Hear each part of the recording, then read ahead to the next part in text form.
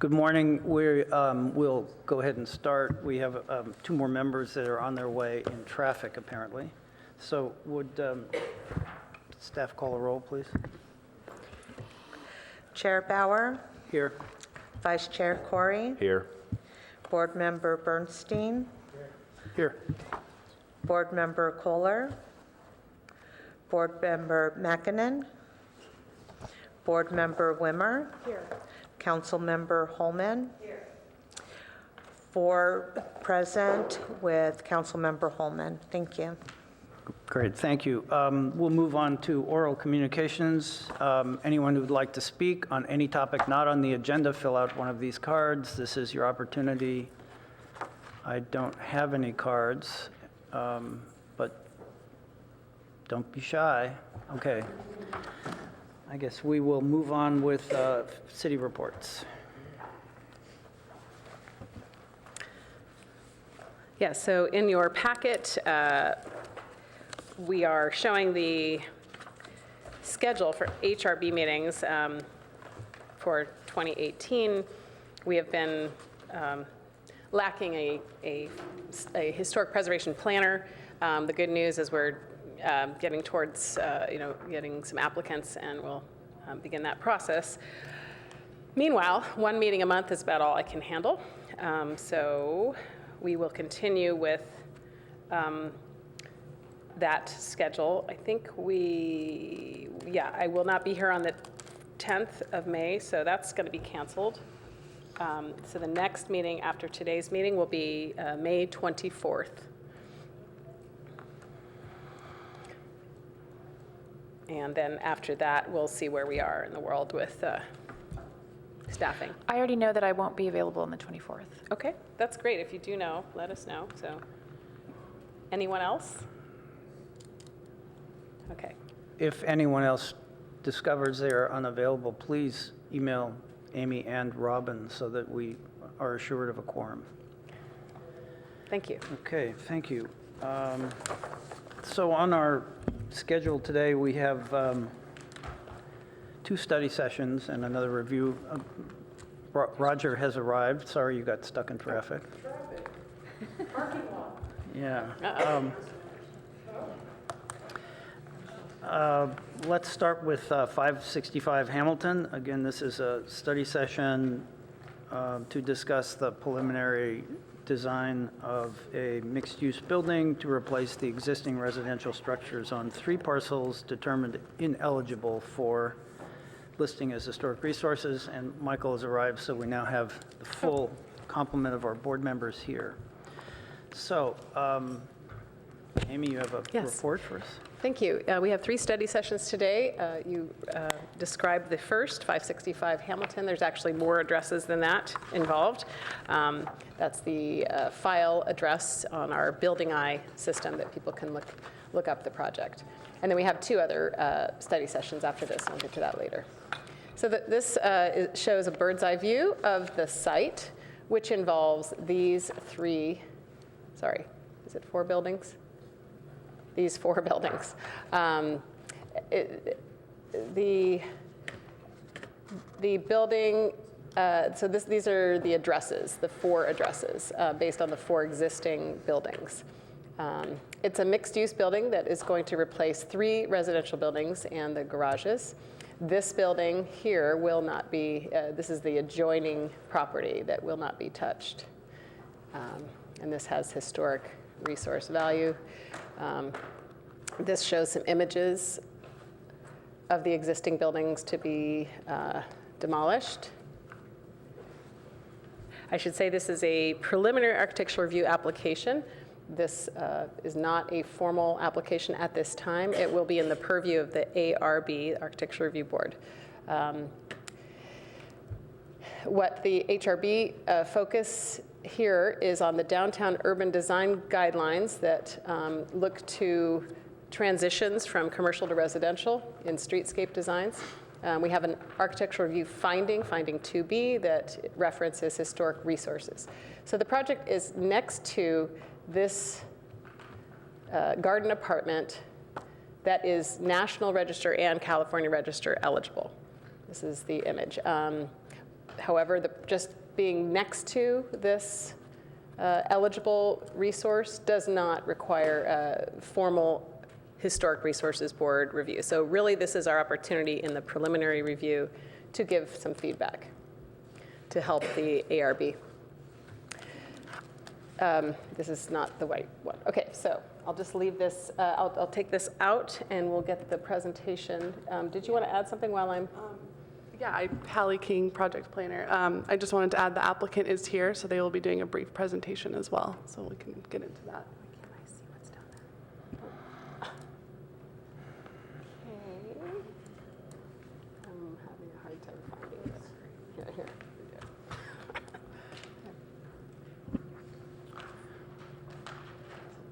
So Amy, can I ask you a question? The building that you said was eligible, the one on Webster Street next to this parcel or proposed development, am I correct in remembering that that was the first Palo Alto hospital, that building? I think somewhere around there. Well, I believe we have, I think we included in the packet the DPR form that was prepared. Did we not? Let me look through our It's okay, packet. I'll go over it. I just wanted to know if you don't know that off the top of your head, let's move on and we'll Okay, I don't know it off the top follow of my it up head. later. All right, so please tell us about your project. Well, good morning. My name is Brandy Bridges, and I'm with the developer Wilson Meany. We're representing the family that would own the proposed project. And I'm here today. I just wanted to, first of all, thank you for the opportunity to be here today. We're really looking forward to getting your input on the project at this preliminary stage. And I just wanted to introduce our team.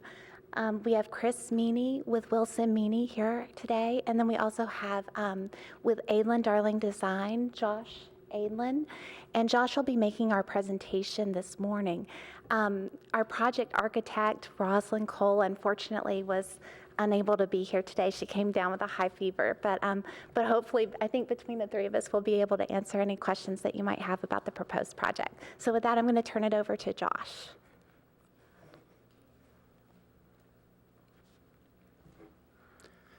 Good morning. Thank you for getting here through all your traffic struggles. We're very pleased to be presenting this project to you. I think it's a very unique site and a very unique opportunity for Palo Alto to create a truly valuable resource, both commercial and residential mix. So, by the way, you said your screens were blurry. Can you see that very clearly? Because I'm going to be pointing to specific items. And We can see it, it's at an angle, but okay, we'll survive. I'm hoping it's not lost in just verbiage. Here you see in the center of the diagram, this blue rectangle is the site in question. And it's uniquely positioned at the end of this ochre-colored band here, which is the commercial district, and it dead ends into the green avenues which create the residential neighborhood. So we have this unique opportunity to transition from commercial to residential and kind of weave those two typologies together. And how do I switch images? Just roll it? Okay, perfect. And in this process, we're trying to achieve 5 goals. Obviously, the first I mentioned, which is this opportunity to transition seamlessly from the commercial to the residential in a very thoughtful manner. The second is creating respectful design, which is a very paramount ethos in our design studio. How do you study the adjoining massing of the existing neighborhood and truly respect the historic building, 530 Webster, in a very thoughtful way with our building. And then also the integration of biophilic design, which for those of you who may not be familiar with the term, it's the integration of nature into architecture. And it's very scientifically based, just the reality that nature and its psychological effects on the human mind and body are incredible. And so we've based this whole design around integrating nature within and around the structure. And this sense of permanence we feel is eminently important. This idea of creating timeless architecture that will last well beyond all of our lifetimes. And in that, the choice of materiality is also critical. We've very intentionally and strategically chosen materials which are contextual to the neighborhood. They're honest, they're natural, and very intentionally broken down texturally to create a human scale to the building. So starting with the first floor, ground floor plan, you can see the building is a courtyard building. The heart of the entire project is this beautiful courtyard in the center. Surrounding it in setbacks off of Webster, we actually have pulled the building beyond the typical 17-foot setback, and we've actually created a 20-foot setback to align with the adjoining building to the north along Webster, the historic building here. To the south, we've, again, we have an ample 17-foot setback. Both of these will allow for a tremendous amount of planting and landscape. Along the north, between 530 Webster and our building, again, a 10-foot setback, which we would integrate additional planting. And we actually have created intermediate courtyards surrounding the commercial space that you see here. So imagine coming down Hamilton, you have commercial buildings that our commercial space will adjoin, and literally surrounding it to the east and to the north are additional courtyards. Again, anyone would want to work in this space because you're surrounded by nature. Additionally, we've created an outdoor terrace, breaking down the scale to the north.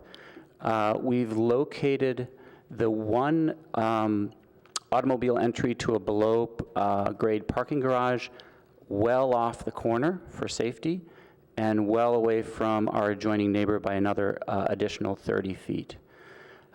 So we've also created, this is the lobby entry to the residences, and we've spaced that with a good 15-foot courtyard here, and then we have two additional residential units, three additional residential units which make up that floor.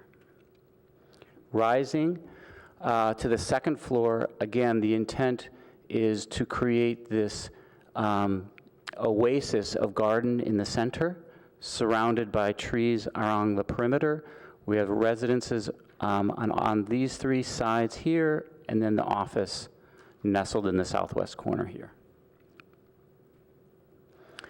Rising up one floor, we went to great lengths to create a raised trellised courtyard here on the eastern facade, and it serves multiple purposes.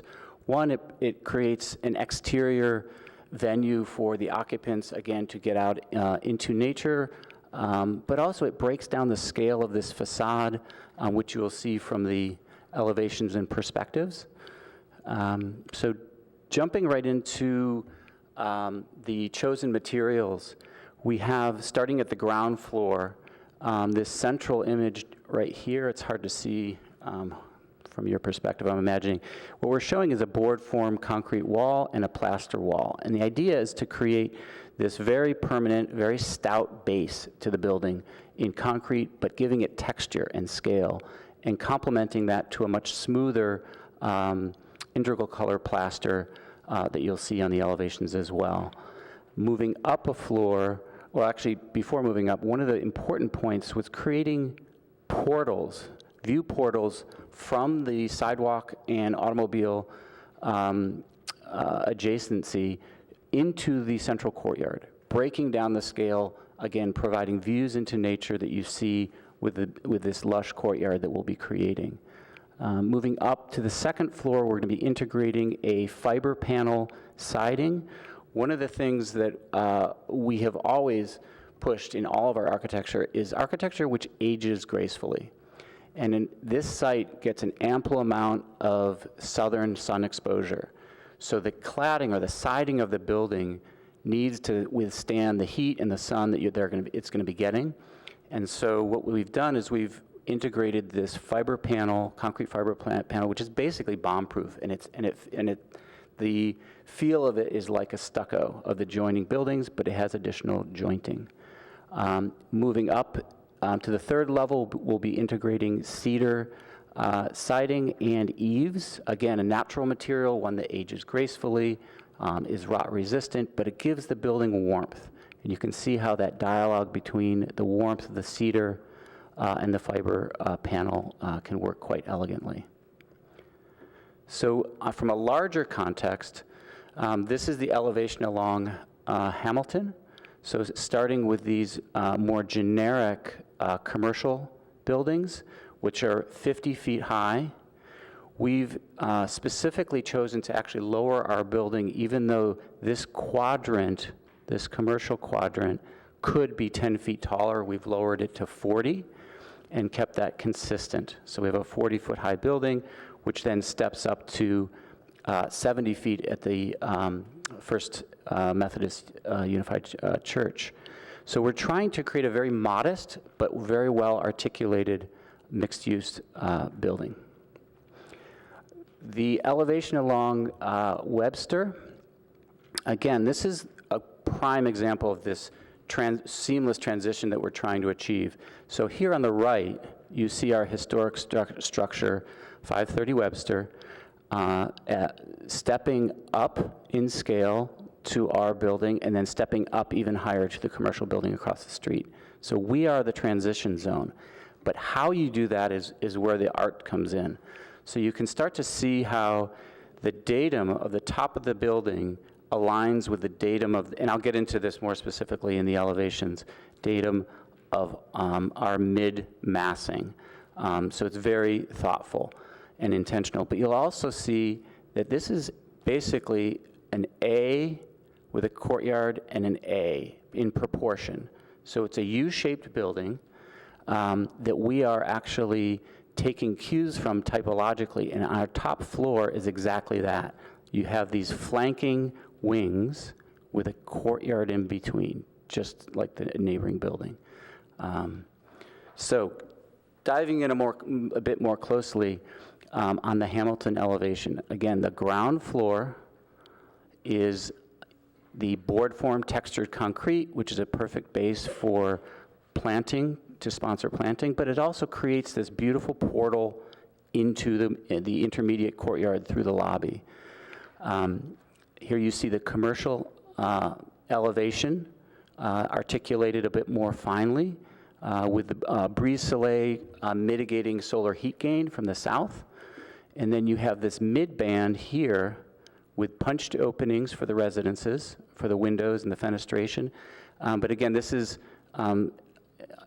iconographically is similar to the stucco facades around it. And then the third, so you have base, middle, and then top. You have a very crystalline top floor with a very articulated cornice at the top of the building. Along Webster, again, similarly, very stout concrete winged walls, which actually take its cue from the church across the street. But here you start to see, again, the alignment of the massing of the neighboring building to the north. We, again, wrap the building with the cement paneling, fiberboard paneling, and then very, very intentionally try to create a much lighter third floor, both in glazing and in the courtyard and in the trellis that you'll be able to see through from the street. So in perspective, one of the things that I give Chris Meany great credit for is he came to us with the task of not creating a flat kind of artificial building, but one which has great depth and articulation and sculptural quality. And so you can see how we're three-dimensionally playing with the facade here, where you pull out a balcony, and then you recess the view corridors into the courtyard, more crystalline commercial space, and then these punched openings, as I spoke of, and a very light top with an extending eave. Again, that mid-band wraps around the corner, addressing the corner. Again, base, middle, and top, where you start to get views into this upper courtyard and the trellis within. And then this is a great view of how we're, again, picking up on the massing of our adjoining and adjacent neighbor to the north. And then not replicating, but playing off of the courtyard typology on that third floor as well. So on that note, if you have any questions, we'll be happy to take them. Martin? Thank you, Chair Bauer. And Josh, thank you for your poetic, I have a few questions. And thank you for your poetic description of the project. So good. Your second goal that you listed was for respectful design and then privacy for the residential use of the possible historic structure. Mm-hmm. If you can look on page 5.1, A5.1, that's the existing east, that's your proposed east elevational perspective. I don't have the... Okay, it's here, Sorry. It is right here. So, Thank you. Sure. I'll let you turn to it. So it's the bottom right rendering. Sure. So one of your goals is respectful design and privacy for the residential. When I look at that drawing, I see a residential unit, all glass, facing the existing windows of the 542 Webster Street. How will you achieve your goal of privacy with that?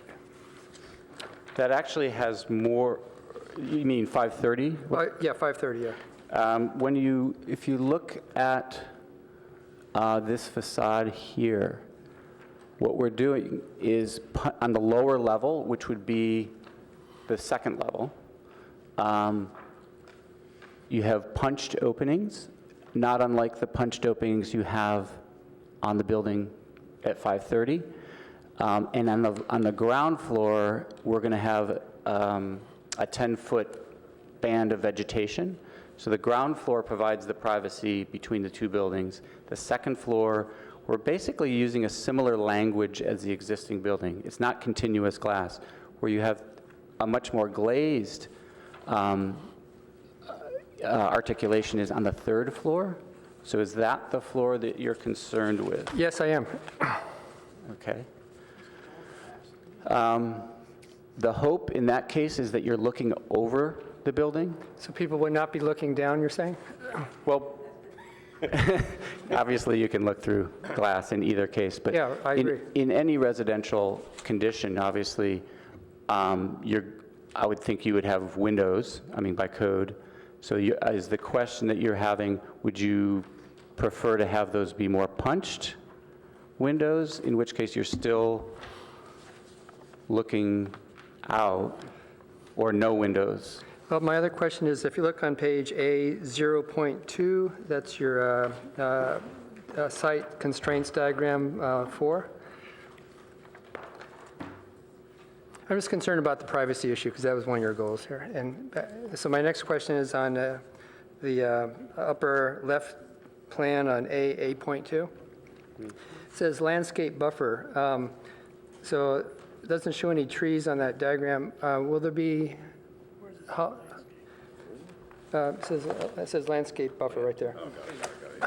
Between the historic structure and then your structure. Yeah, I don't think there's room for trees, although we Okay. can consult with our landscape architect, but we're definitely assuming a tall landscape hedge, so to speak. Okay, the reason I Yeah. brought that up is on your A2.2, it shows no landscaping there. So that's plan levels 2 and 3. I'm just concerned about the privacy issue. No, I agree. I think it's a great, it's a great question. I'm wondering if we can, again, work with our landscape architect to provide more vertical expression of the landscape that could potentially end up 2 to 3 stories tall. Yeah, I think it's a great opportunity. Yeah, and perhaps these notes will be transferred when the ARB reviews it. That'll Sure. be part of their issue there. And then the other question I have about that is, looking on page,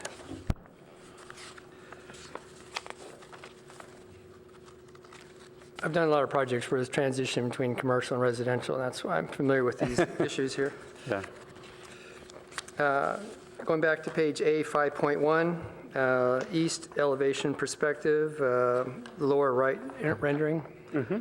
One of the ways for transition between commercial and residential use is to incorporate some of the issues of daylight plane that we have between residential uses. And when I look at a diagram, let's see, first question for Planner Holly. Is there a requirement for any daylight plane issues when there's a transition from commercial to residential? I thought there was some gesture toward that. I don't know if it's a specific Let me code. pull it up here. You're worried about shading onto? Yeah, because that's, the residential is southwest Right, exactly. of your proposed 3-story structure. Yeah, so because the lot is 70 feet and greater in width, for side and rear lot lines abutting RM30 or RM40 districts, there is no daylight plane Okay, great. requirement. Thank you for that.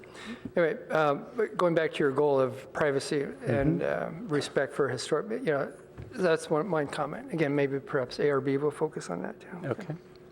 And then the other thing for privacy, I just mentioned this, again, ARB is going to be listening to or seeing our minutes.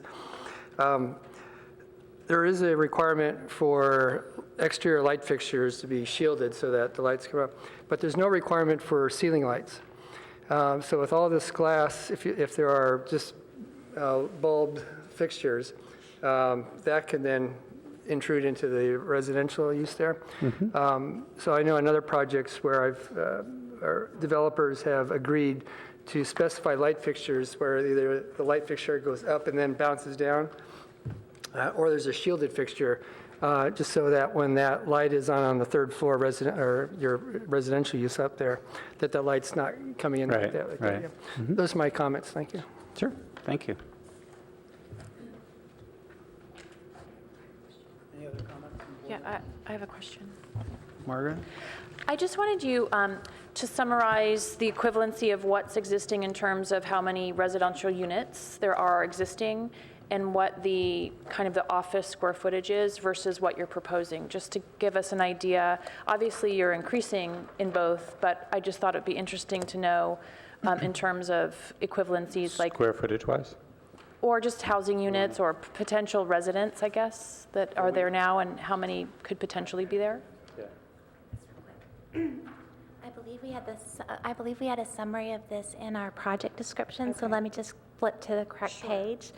On the office square footage, it would be up to approximately 7,450 square feet. And then on the residential, in terms of the proposed project, and then it would be 19 residential units. And then on the existing, it would be for 9 existing residential units. And if I can just flip to the right page, I can give you the square footages.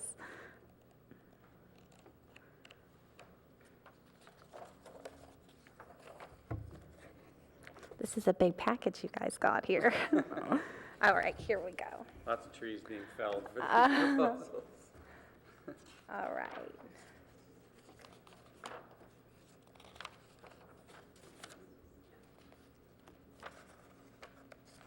Okay, here we go. So the existing square footage is 8,780. I would point out, though, that we are significantly below the lot coverage that's allowed. And so even though it is an upsizing, it's still well below the FAR that's allowed for the area. Okay, thank you. And then I just had one quick question for the architect. On your Hamilton Avenue elevation, on the very left side, on page A5.1. Yep. As you abut the adjacent property on the left, there's a pretty significant concrete wing wall that goes all the way from the sidewalk up to the roof eave. I just was wondering, and then when you look at that on the, Actually, that's plaster. oh, plaster, yeah, Yeah. but it's just a solid wall. Yeah, exactly. I was wondering, is that, because that on the floor plan, that wing wall comes as forward, I guess, to the setback line, forward as possible. I was just, and it comes beyond the face of that left adjacent building. I was just questioning, is that for fire rating, or, I mean, I think that wall might be subject to a lot of just people bumping into it, or it seems like it extends out. Let me go I just back. was wondering what just the thought process of that would be. You're talking about this right here? Yeah, so that's the far left wing wall that I was. Yeah, that's a low landscape wall. I think if it's a concern of, we can work with you on that easily enough. I mean, I'm just looking at kind of your perspective on A5.1, the south elevation perspective. It just seems like it could, I just thought maybe it's a fire rated, could possibly be a firewall or something, but I was just wondering why it protrudes out as far as it does. I think it's really just about capturing the landscape, to be quite honest. Okay, thank you. Other comments? Brandon? Yeah, Roger, next. two. One is back to what Martin was talking about for the windows. You'd also mentioned earlier on the use of the fiberboard material from holding up on the sun on the south elevation. So I actually kind of like the design of the top floor and that openness, but maybe thinking both from the privacy perspective and the sun perspective, the fiberboard would hold up, but the people on that south side would probably fry being in that office on the top floor as well. So maybe there's Just to be clear, the top is residential here, All residential. and the office is below. Sorry, I misspoke. I meant the residence. Okay. So I guess what I was suggesting is maybe thinking about handling that from both sides and doing something different would, having less windows on both sides would kind of solve both of those issues, and maybe making it, I guess I was saying maybe making it more of a pairing versus a one-off on one side, just a thought. Okay. That's, for what that's worth. And the other question I had is on A5.3 in the bottom left, the Hamilton looking east.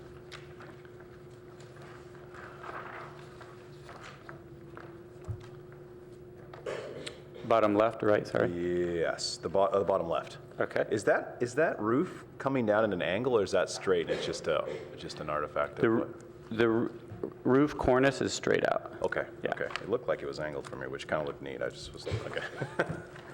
All right. Thanks. Great, thank you, Brandon. Roger? Quick question. Have you designed any below-grade parking lots before? Personally, you're saying? Yeah. Okay, because I'm looking at the thickness of the wall in the basement, the exterior walls, which looks, when I scale it, is only like a foot.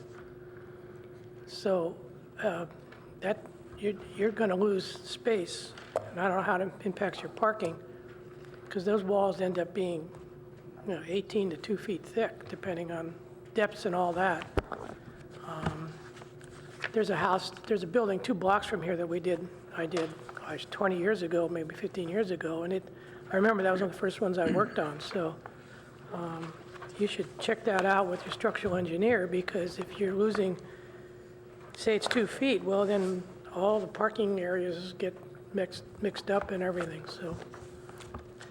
Other than that, I think it's quite an interesting house. I think it's not a house, it's somebody's house. I like the fact that you call it a house, because Yeah. that's how we feel. So, it's a big house. With lots of, They have lots of relatives. a lot of sons and daughters. So it has an interesting, juxtaposition between the home, geez, I do too many houses, so The house in the building looking on Webster has been there for a long time. It's a big concrete kind of looking thing. And then you have this very light, lots of windows and everything next to it. It's kind of a neat juxtaposition, and it could be quite nice. I just wonder when people move in, and they put all the the curtains up, all these beautiful glass windows are going to be, covered with curtains, because especially when you face, I guess that's the morning sun, you get the afternoon sun on the other side.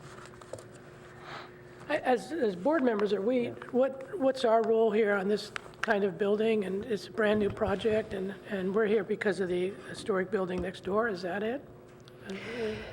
Yes, this is a voluntary session, and the applicant thought it was a good idea, as did we, to have input from the HRB. It is in the downtown. It is, some of the buildings in the area are historic. The 530 Webster, which I did have a chance to look, and it was not used in the DPR form for a hospital. It was a residential building. It has been filed with the state. So when the formal application comes through, there will be an environmental review, and that environmental review will, have a cultural resources section. And that will,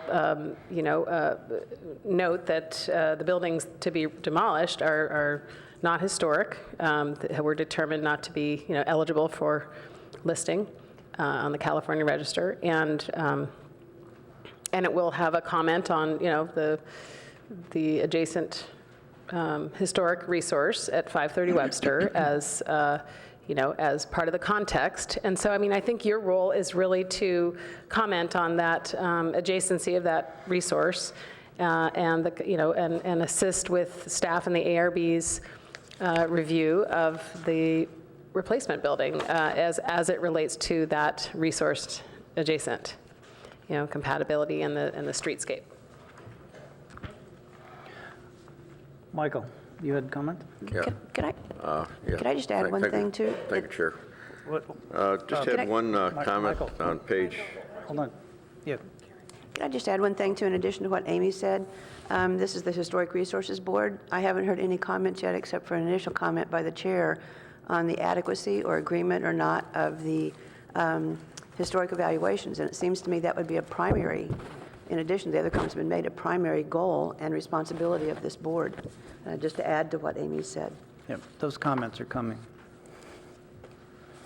Sorry. Yeah, thank you. Yeah. I had it on for a minute, then it disappeared.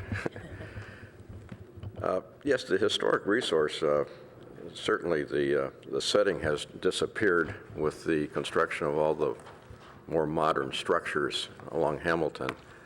So the contextuality with what used to be there no longer exists.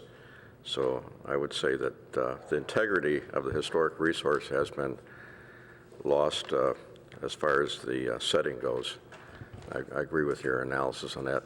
I had one question on page A0.1 regarding the parking.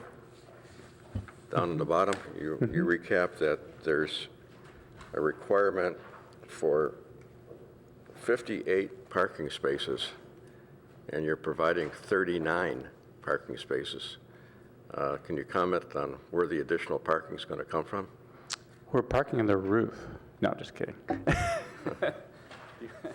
Hi, I can make comment on that. Because the parcel where the office is sitting is CDC, it is allowed to park off-site by paying an in lieu fee that would go into building future city parking garages. We are not fully parking the office off-site. Of our stalls provided on-site, we can fully park the residential, and then in addition, I believe we have 7 parking stalls that would be allocated to the office users, and then the remainder would be parked off-site via payment of the in lieu fee. So do you know, excuse me for interrupting, Michael, do you know what that in lieu fee is, what the dollar amount is? I'll give you an approximate figure. I believe it's approximately $75,000 or less per stall. I think that they size it, I should let staff speak to this, but I think that they look at the last garage they built, figure out how much it costs per stall. And so I know you've recently built a garage, you may be updating the numbers, so we've just penciled in for now 75,000-ish per stall. And you're doing 19, I think I remember, in lieu parking spaces? Something like that? Or, Approximately. well, there's a $30 million infrastructure deficit right now, so that's a little bit towards that deficit. And part of that infrastructure spending is, of course, in the downtown parking garage. But I'm wondering whether people who are going to work and live in this building are going to be willing to walk 3 long blocks, actually 4 blocks, so they can park in a garage and pay for it. Well, I would hope so, because it would certainly be good for them. But the people who live, I do just want to make the point again that the people who live there, the residents, they have to park on site. I mean, that's just essential. If you're living somewhere, you want to be able to park, bring your groceries up. And so we've made sure that 100% of the residents can park on site, and it's fully parked to the city's required ratios. I actually don't think the residents are the problem. As you, I'm sure, know, in this city, there is a huge issue about the impact of more commercial development and what that does to what that's done to our traffic, which has made it intolerable.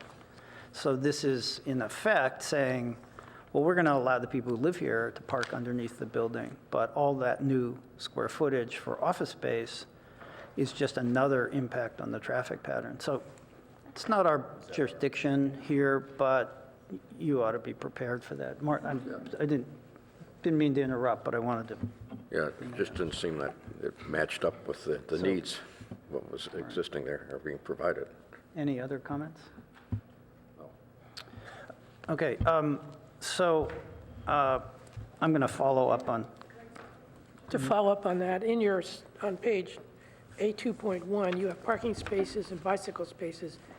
Maybe that should be increased to show what would be, how many spaces are going to have to be off-site, is what I guess I'm saying. That should be on this list. I know staff should be requiring that in all these projects, shouldn't you, so that everybody knows what's being lost or gained, or? It's not the time for that. This is a study session. The ARB formal application will have all of the details for that CEQA analysis and, park analysis. I'll just say, just to end the conversation about parking, hopefully, is that, we do require TDM, transportation demand management plans. There's a lot going on as far as the parking, but I think the focus of the HRB should not be on parking today. Thank you.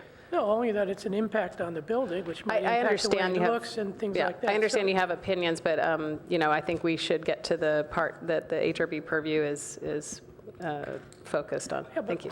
I guess my point is, when parking isn't there and you have to change the building to make the parking work, that has an impact on what it looks like, but, okay. Point made. So I want to actually pull it back to our purview.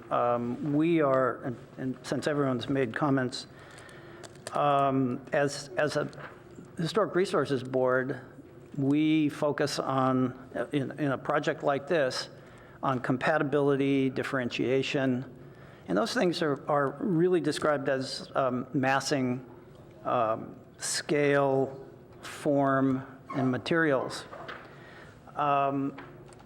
So as I looked at this project, I thought you got a really big plus, because the building on the other side of the street is one of the worst examples of architecture from the 60s. On the other hand, you have a building next door, which is eligible for historic register. You have the church, the First Methodist Church across the street, which has a very unique architectural style and is mid-century, so it's about to be eligible and probably might be eligible for listing now. And then on the other corner, you have an intact series of 1920s cottages not well addressed in the historic report. And that's a pretty tough requirement to try to find a building that is compatible with all those, except for the one 60s building, with the other 3 adjoining projects. So I'm wondering, when you look at your well, actually, let's look at the picture just up on the screen. What you can see is the church, which is a very unique architectural design. And so I'm going to ask a question and ask another, and then you can respond. And I'm having trouble seeing this architecture as being complementary, compatible, based on those characteristics I just described. If you go to A5.1, which is the elevation from the east, showing, if you can put that up on the screen. There it is, that's fine. So when you look at this elevation, you can see in pretty stark contrast that the historic building at 530 has tile detailing for the roof facade. It's a stucco material on the outside. It has round arched windows typical of that. And then I see your building, which is a massive horizontal structure that towers, you can't see it as well in this, but it's actually a full story above this, and it is right next to it, and the privacy issues that have already been addressed seem to me to be a serious problem. Can I get control of somehow the,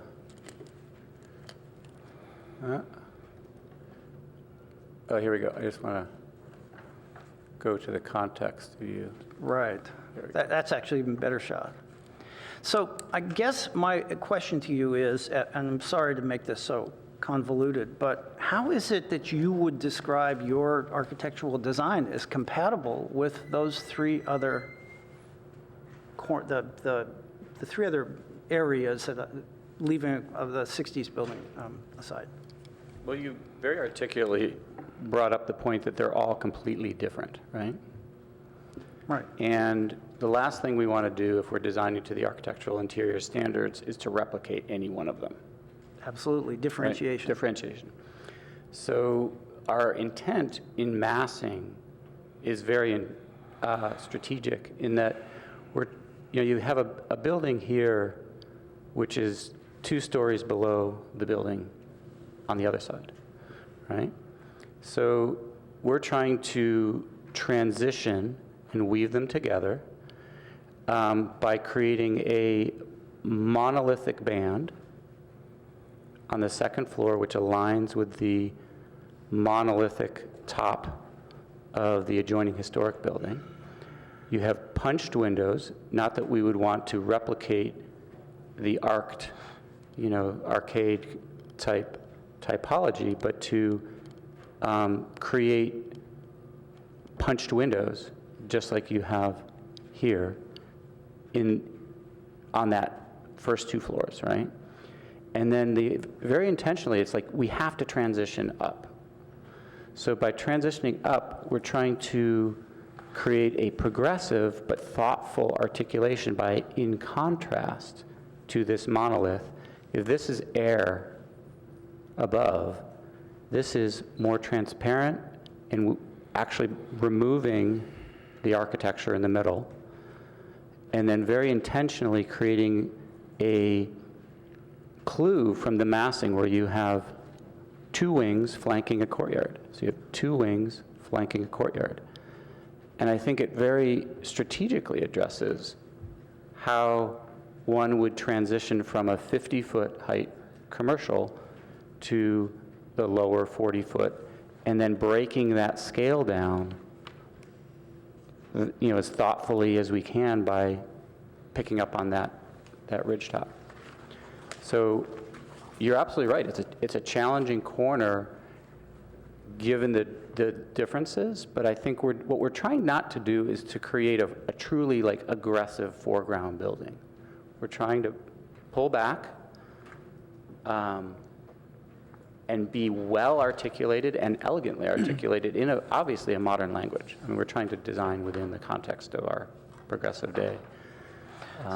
So sorry, I didn't mean no, that's good. I hear that description and I appreciate it. I think that the people who are living at 530 Webster would not find that statement very comforting when all of their light is going to be blocked by your building, and there is a virtual 3-story wall on their side of the space. Privacy is one thing, but it will look monolithic to them. And you might consider, actually, you're gonna have to go through this with the ARB, and they'll be much tougher on you than we will, but you might consider pulling that 3rd story back so that you get a stepped effect. That's frequently what we see in the seminars we attend and also in the projects that come in. Or pull the whole building back.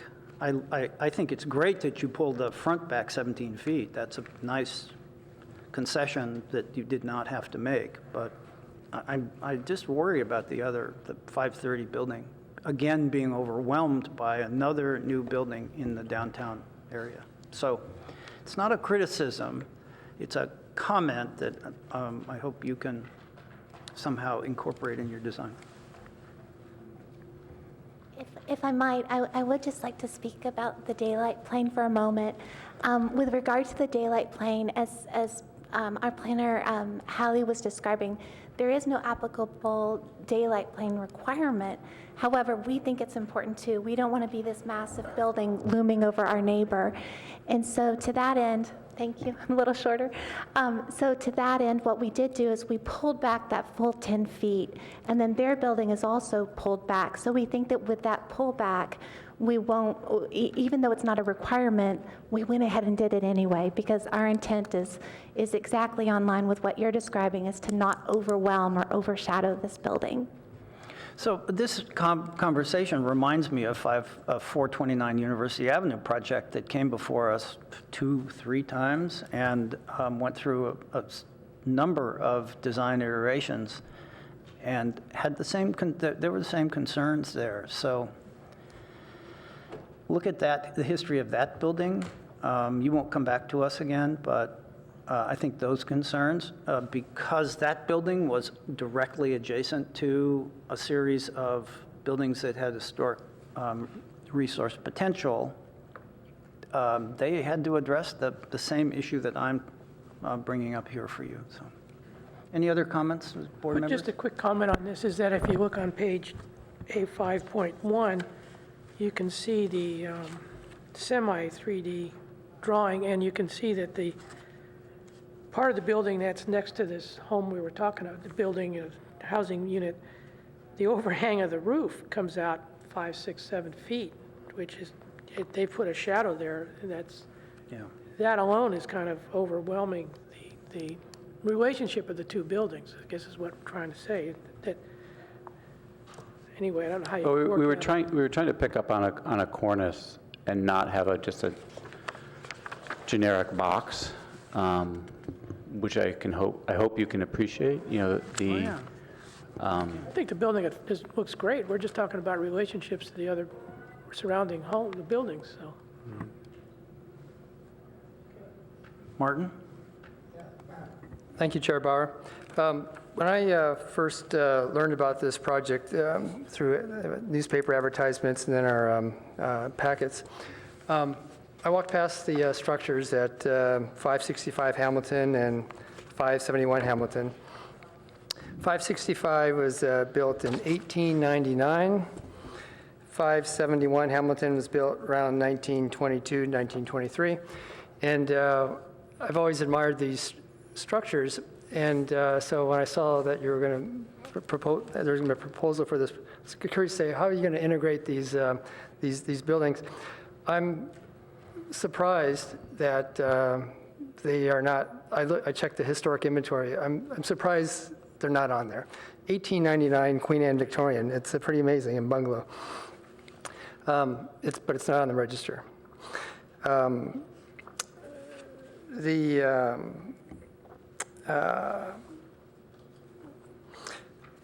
As far as the historic resource evaluation, question for staff: Who paid for the evaluation? The applicant?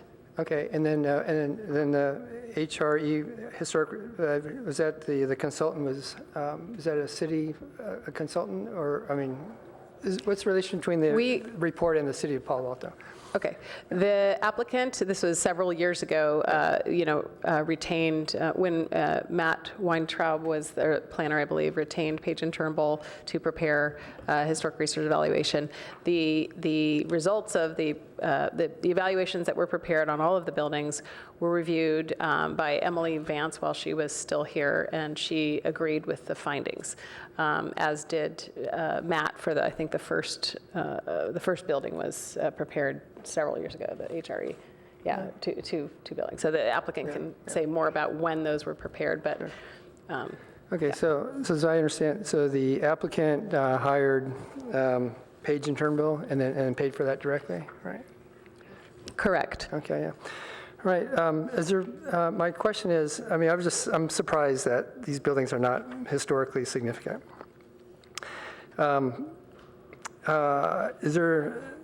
When there's been a debate about that, I think on previous properties, there's been like a peer review saying, okay, yeah, these are eligible for demolition. Is there any been discussion on peer review? So the city hires a reviewer saying, yeah, we agree that these have no historic value. More recently, we do have that separation where we take the money from the applicant and we go and retain and have that relationship with the consultant. In this case, we had a staff person who was trained in historic preservation, Emily Vance. She was very much involved in reviewing these HREs and concurred with the findings. Okay. And I should say, we're not at the point of a CEQA document, so that is certainly something that would be prepared and could be commented upon as far as the findings with respect to cultural resources. Yeah. I'm concerned that we're losing some cultural resources here, but again, they're not formally listed on the historic register. So, I'm just surprised that it's not a category 1, not 2, 3, or 4. And let's see, as I recall, perhaps Planner Holly may to know this, if you do know. Is there any eligibility at all for these 1899 and 1922 structures? I'll address that still. So, Dames and Moore, who did the study back in, and it was historic in 1997 as well when they began those studies, 1998. They did not find this. I mean, they called out 530 Webster, and that made its way to the state and is a resource now, 530 Webster. The others, they had the opportunity to call those out, and they studied those, as did Page and Turnbull now. So that's really two preservation experts or those with expertise in researching them. So, you have the opportunity to have a look at the historic resource evaluations and make comments on those if you'd like, if you've looked at those. Okay. All right, I'm curious if any of the board members have shared my concerns about the loss of these structures. Thank you. Well, I do think it's kind of curious if we look at the the small images of the old Sanborn maps, how... What packet page? Page 111. Sorry. 110. They have some little graphics of this old Sanborn. I think I was trying to find, there's another page where there's 4 of them. I think there's 4 references to the evolution of the Sanborn maps. It's also on page 76. But it appears that the buildings on the subject site were all documented in 1924, whereas in 1949, the potentially historic apartment building on Webster appeared, but the Webster building is potentially historic, where all 3 buildings that are older than that one are not potentially historic. I think that is a curious question. If we're looking at age and how old these buildings are, the buildings on the subject site are older than the potentially historic building that we're trying to be sensitive to. Also, I just was wondering, is there any way that you could offer to relocate the buildings on the subject site? I mean, especially the one on Hamilton, the little, I don't know the exact address, but it's the little brown shingle one. It seems like Sometimes. That's 565. Yeah. Sometimes, people are interested in salvaging these things. I know that relocating a building is quite expensive, but I remember not too long ago, and I think it was Oakland or something, where there were 3 or 4 historic buildings that they were giving them away. They just wanted to preserve them. They wanted someone to come and recite them. I don't know if there's any opportunity to do that. I know that's a very expensive endeavor. You have to find someone who's willing to pay an awful lot of money to do that. But is there any way of offering these resources to someone who might be able to recite them? I don't know. Yeah, continuing my comments about the historic value of properties. We have ordinances and historic lists, and buildings are on it or not. That's one measure of the historic value of a structure. There are some odd characterizations we have in Palo Alto for historic categories. For example, the former University Art Building, you know which building I'm talking about? It's right across the street. It's on the corner of Ramona and Hamilton. Hamilton and Hamilton. Anyway, that's a Category 3, and yet it's one of the most significant historic structures in Palo Alto. So categories, whether it's on the list or not, may not be accurate into its true historicism. Anyway, I'm very surprised that there's not any historic, as far as we know right now, no historic preservation regulations we can apply to these structures that you're proposing to demolish? But I think also that's the city's burden. That's our burden to establish our inventory and put our label on. And in this case, this is a classic case of, gosh, I guess we should have been doing that. And I think we realize that this is something that we need to focus on.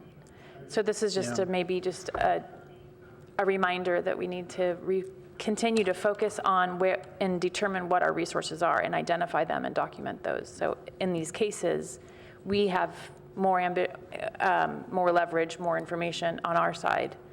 So I think that's maybe the message that we should get out of this. Okay, I'm going to wrap this up. I'd like to point out, by the way, that, Brendan, 1 second, that the age of a building is just the first threshold, and that there are many other tests. That's the easy one.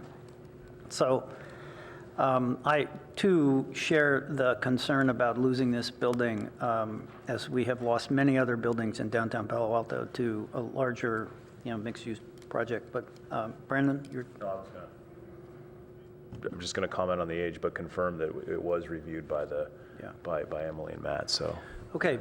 So thank you for sharing that with us. If this has a CEQA review, I think you're going to have some issues with 530 Webster. So don't know whether that's going to happen, but Martin.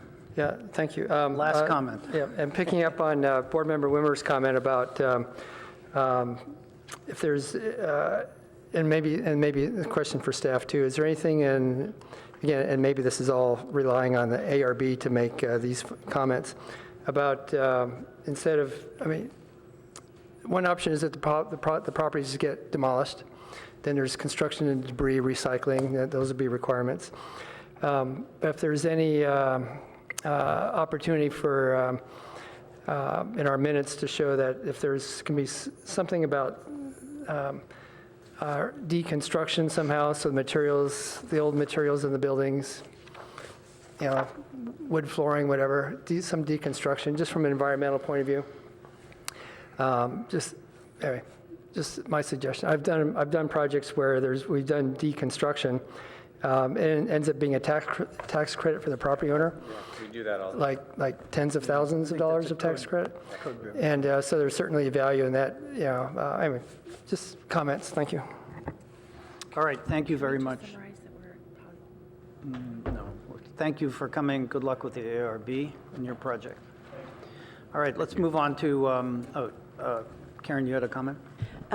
Because I don't want to interrupt the next item, I have a 10:30 meeting I also need to make, so if you see me disappear, it's because I have to make my way to that. Thank you all for your comments, and there were several comments made about daylight plane. It is one of the ARB findings, which would be appropriate to also consider with historic context, is ARB finding 2D, which says provide harmonious transitions in scale, mass, and character to adjacent land uses and land use designations. It seems like that would also be applicable to an historic context. But anyway, I just wanted to let you know I'll have to excuse myself early today. Thank you. Okay, and speaking of excusing oneself, we're going to go on to item number 3. I have a conflict because I live within 500 feet of that building, so I will excuse myself. And Roger? Yeah, I have a project that's 3 lots down, 150 feet. Is that too far? Or, I mean, what's the number? If you want to look up on the screen, the Yep. project that you have at 850 Boyce, you can see the distance is not very far. It's 3 doors, or 3 or 4 doors It's down. 150 feet. Yeah, it's within 500 feet, Roger. So Oh, I it's think you're 500 right feet. to recuse yourself. We're going to have some problems coming So up at some point. we'll hand it over 500 to feet. Brandon and the rest of the board. We will be back for item number 4.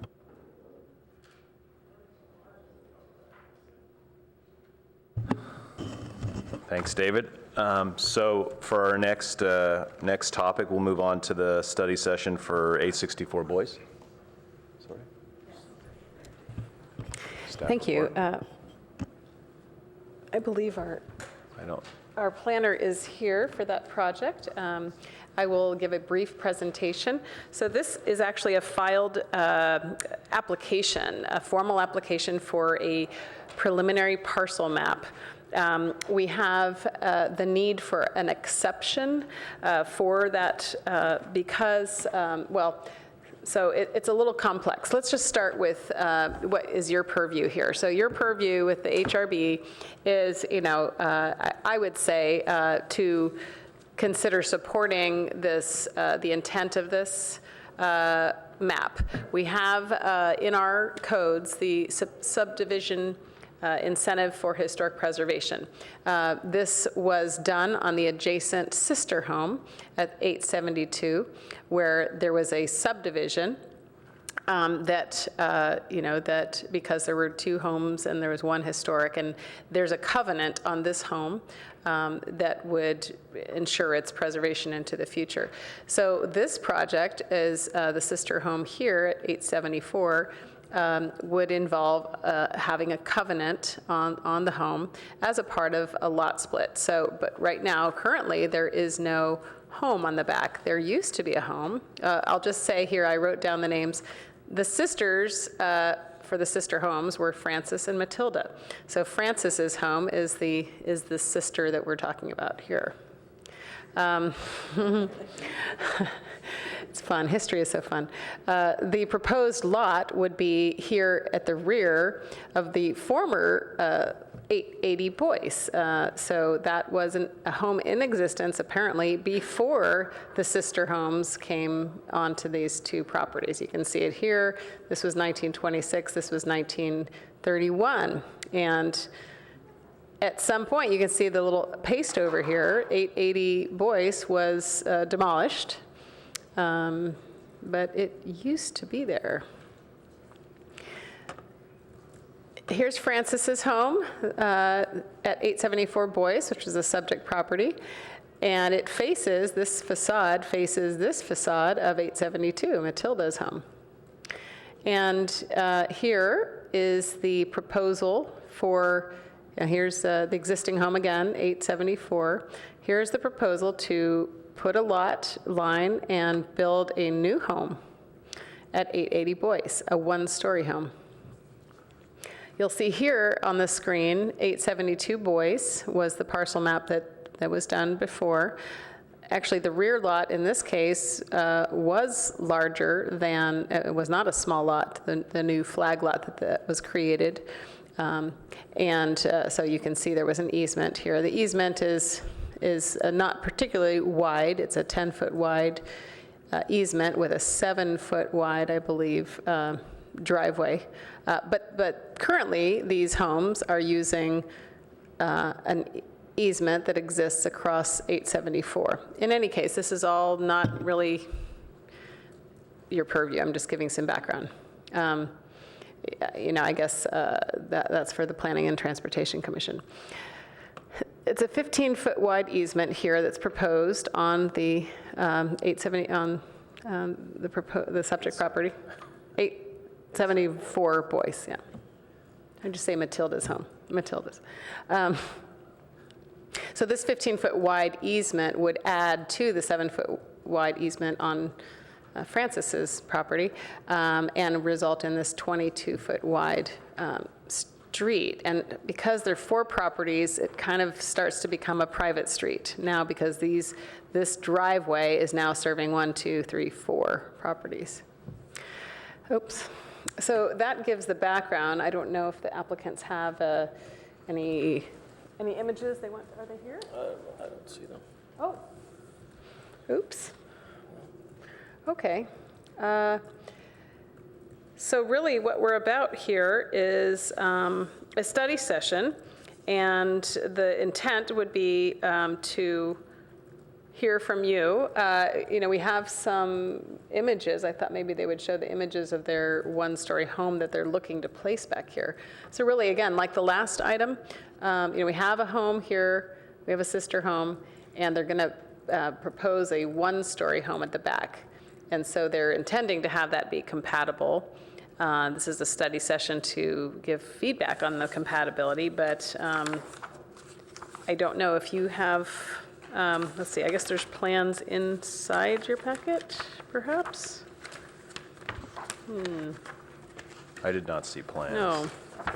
No. No plans in our packet No for plans. the proposed structure back there. And the applicant's not here. Are those plans received right there?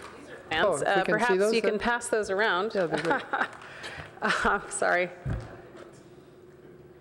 We struggled to get this turned around in a quick process to get these to you, the report and the discussion. Can I just ask a quick question? Excuse me.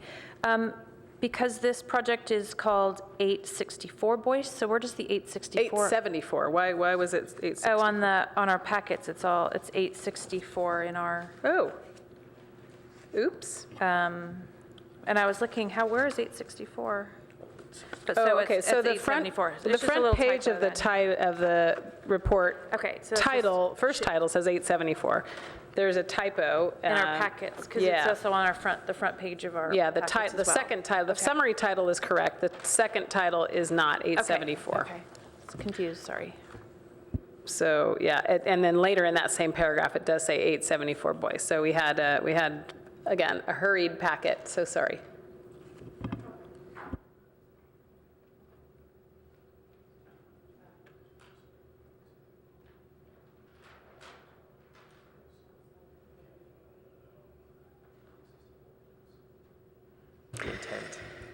Yeah, again, I'll just sum up by saying, there's a long history about having a subdivision incentive for historic preservation. I'll just give a quick background. We started this process of having this method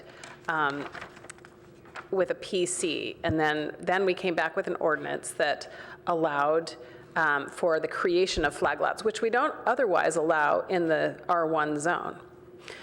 We only allow them for when there's a historic home. Now, the way that we wrote that ordinance had in mind a property that had a historic home at the rear. And so it was written in such a way that that was the anticipated condition on the site. So what's weird with this one is it's a parcel map with exception because there actually is no home on the rear lot right now. There's a home desired to be on the rear lot. So that requires an exception from the way the code's written. Then it gets a little more complicated. Because if we're doing a private street, it's no longer a flag lot, technically. in any case, I guess you don't have to concern yourself with those mechanics. I guess the concern would be just to perhaps continue this because we don't have an applicant and have some discussion about the actual rear building that would be proposed. Yeah, I'm sorry, it kind of. I was going to suggest, I mean, continuing less than, it'd be nice to have the applicant here, but also there's, we don't really have a context with the existing house and the new house. We have plans that no one has seen for the new house and no reference to what it looks like at all with the existing. So I don't see how we could be expected It's kind of a to fail. really do much on this front. I do have one question, though. I don't know if the rest of the board does on the covenant and the enforcement of that from what we normally do in that, just for reference. Yeah, it's interesting, right? Yeah. So I did include in the packet. We got something in there. Anyways, it was the covenant, and the covenant for 872 Francis's house shows you the format of a covenant, and it would be similar to the covenant that would be put in place for 874 Boyce. So can someone revoke a covenant? What's the process to revoke? Because so a it's pretty covenant- clear what it provides. It's but I don't know. recorded at the county, and it's typically done, again, for this subdivision incentive, creating a flag lot. It's part of the condition of approval of that. So that's in perpetuity. Got it. It's a little messier when we're starting to talk about a private street and not a flag lot, because now that's not a requirement. But I think the Planning Commission would have the ability to impose that condition, to have a covenant in that scenario. So it's complex. So once it's split into two lots with the private driveway, then effectively after that point, there's no connection between the two properties anymore. So I'm just trying to understand from a legal perspective if somebody can go later and just remove the covenant from that house in 5 years and hope people have forgotten about it. Yeah, I mean, I think those are good questions, and I think those would be looked at with the Planning Commission. I mean, because I could imagine scenarios where the Planning and Transportation Commission could say, well, to have an exception, approval of an exception, our support for an approval, which would be a council level decision, anyways, I probably shouldn't speculate too much. We have a council member here. Karen, do you have any thoughts on this, Karen? But there could be conditions of approval related to covenants for both of the sites. The new site to be created, because what they're proposing is a one-story home, that could be a covenant that says it shall be a one-story home. Because it's kind of like a flag lot where we limit homes to one story. I mean, they're proposing a one-story home, but a covenant could do something like that, restrict it to stay a one-story. A covenant on the front would restrict it to, you can't demo this, kind of like the 872 Boyce Francis's house, that one for that property. So I could imagine several scenarios there for covenants, and in perpetuity. That's why they're recorded at the title, at the county covenants as restrictive on the property. Okay. The restrictive covenants. Yeah. Can I ask a quick question? So this is triggered because in response to the fact that it has a historic, is it the house that was removed was the historic house? No, the house on the front is the historic house. Okay. So I guess what we're, I see. yeah, so by removing a portion of the lot that the historic home sits on, it's affecting the historic property, Matilda's house property. So if you, so that's something you could comment on today. Does removing a portion of that lot and putting a house in the back that's a one-story house, is that a potential impact, Secretary of Interior standards concern that we're removing some of that lot? I would say, just my opinion, looking at the fact that there used to be a home there, I think it's in a way restoring a condition of having, kind of, it's almost like a cottage cluster. You have a home here, you have, a proposed home here where it used to be, and these two homes here. I keep looking for the applicant. Sorry? Yeah, please. Hi, I'm Philip Brennan. I'm the project planner for the associated subdivision map that's going to be filed with this. If it hasn't been made clear already, I think what we're trying to do is allow the applicant to develop the lot and with the intention, one of the primary intentions of maintaining the historic property at 874.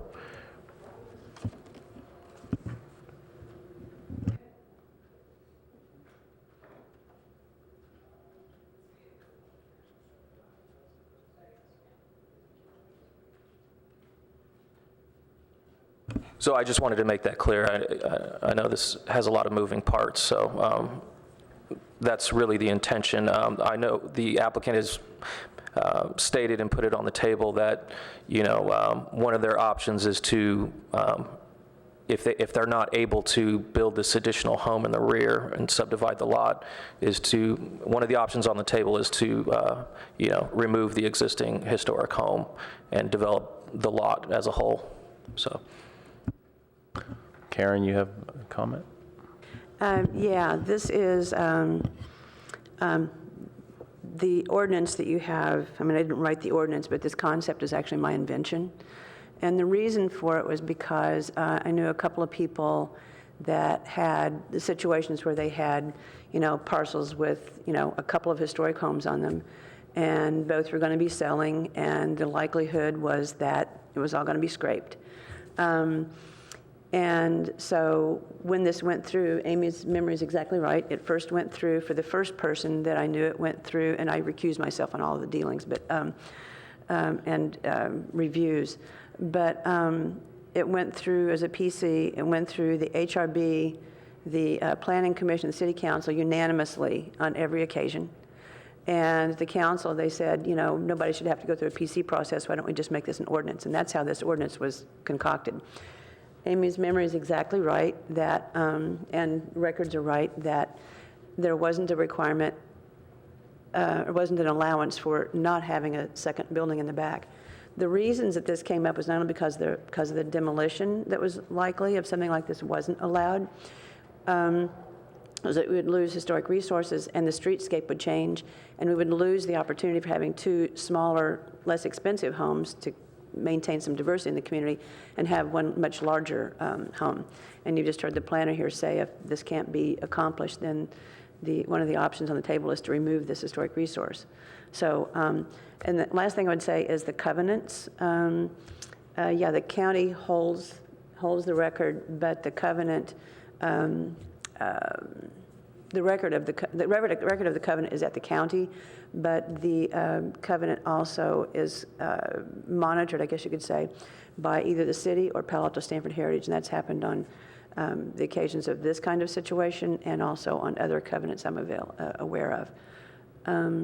I think that's what I can offer.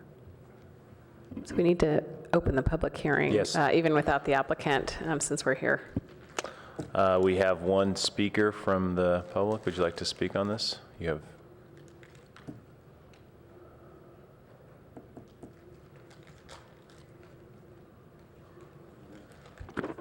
No, I would not like Herb? to speak on this. Oh. You started off by saying you're going to continue it. You don't have the applicant. Nobody has seen the plans before the meeting. So you're either going to have a substantive discussion with all the materials you're supposed to have, or you're going to continue it. But once one person started talking, it seemed everybody thought they were supposed to talk. And that often happens, because everyone thinks that they're entitled to a turn to talk if someone else talks. So I suggest if you're going to continue it, and stop talking. All this other information can be dealt with at the Planning and Transportation Commission, which is their purview for the questions you've been asking. They're interesting questions, and you might get some things on the record now that otherwise wouldn't get there. But I think if you can continue it, continue it. If you want to go without the applicant and without the plans, then you can do that as well. Thank you. Thanks for your comment.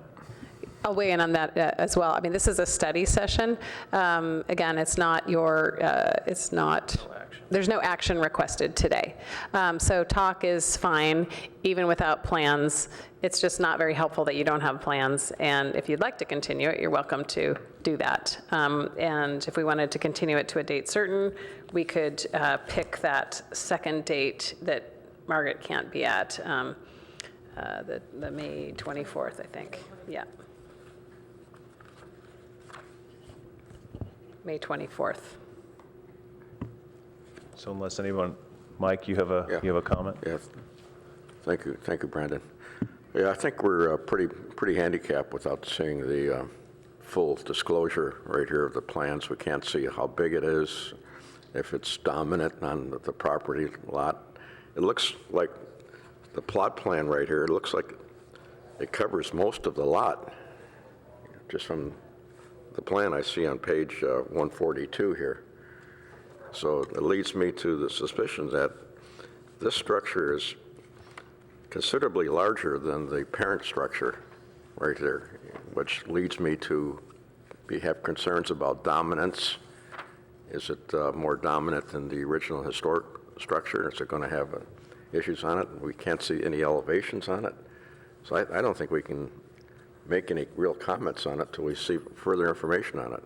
And I haven't seen these plans over here at all, so I'd say I'd be in favor of That continuing. was a mistake not to send them, so sorry. So should we do a move to continue this to the next session? It's way too early to have us weigh in on any meaningful comments. A motion to Do continue? you want to have entertain a motion to continue? Yes, yes. I move to continue this. I'll second that. I second that motion. All in favor? Aye.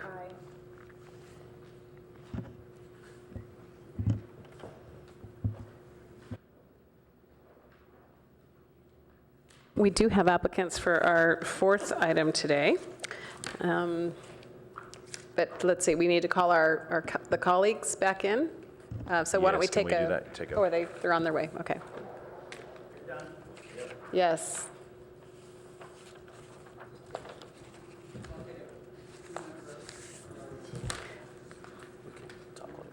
Yeah. I was trying to think, did we have an attachment here that said the plans? I guess not. Okay.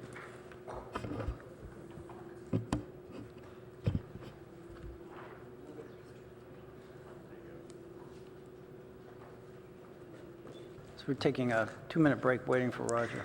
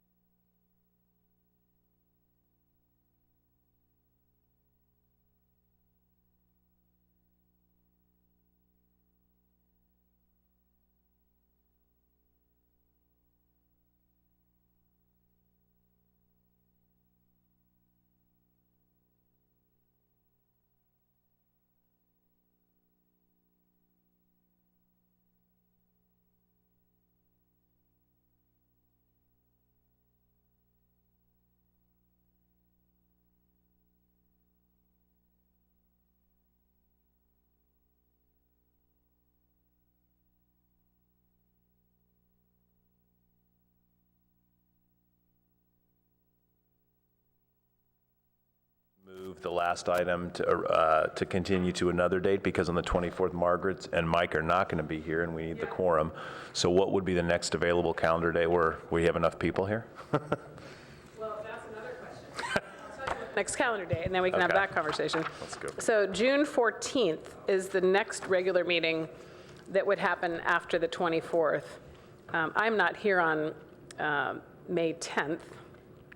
Conceivably, you could have a meeting without me, but No, we couldn't. that's too soon. That's like 2 weeks from now. So June 14th, would somebody like to move and second that? Let's move to do it on the 14th. Oh, wait, but we still are missing our, Mike? yeah, I saw him downstairs, so.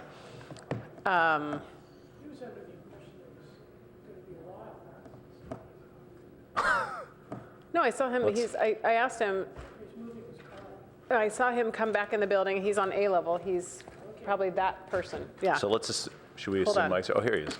We're gonna play the Jeopardy music or whatever. Mike, are you free on the 14th?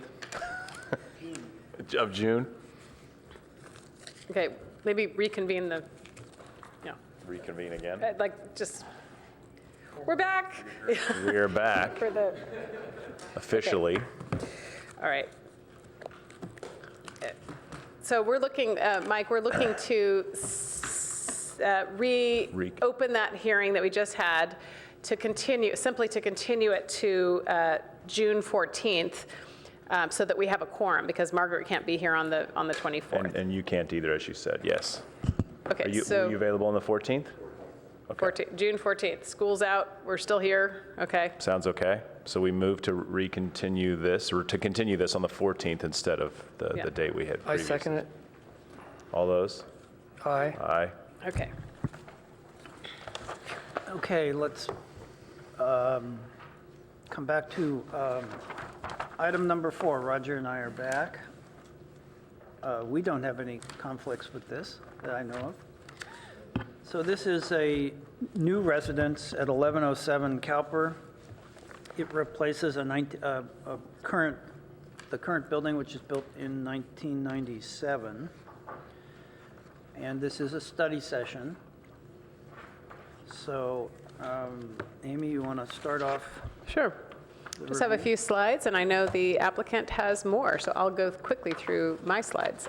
This is just kind of an overview showing the existing home and the proposed home. So they have much better slides, and I'm going to get out of my, oh, I'm sorry, you don't. Okay.